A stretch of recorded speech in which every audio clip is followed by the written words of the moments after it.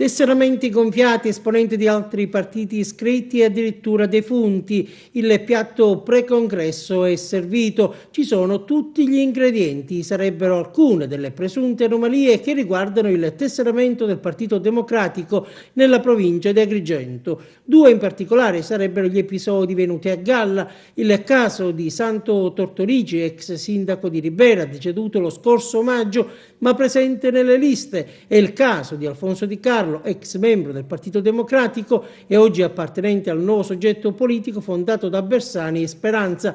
Ma non solo. A Ribera il responsabile del circolo Nino Tornambè ha scritto una lettera ai vertici del partito facendo presente di aver spedito alla commissione provinciale una lista con 111 nomi, divenuti poi 360, peraltro oltre i termini consentiti.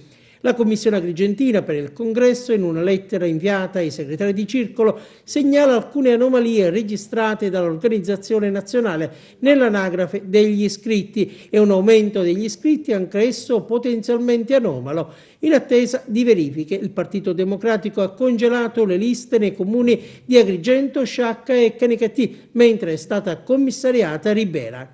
A darne notizia il segretario regionale del PD Fausto Raciti, che afferma: sul tesseramento in Sicilia non faremo sconti a nessuno. Bene hanno fatto il segretario provinciale di Agrigento e la commissione per il congresso ad accendere riflettori su alcuni circoli. Non vorrei però che alcune notizie siano frutto di polpette avvelenate lasciate sul campo da chi vuole sporcare l'immagine del PD, magari avendolo già lasciato.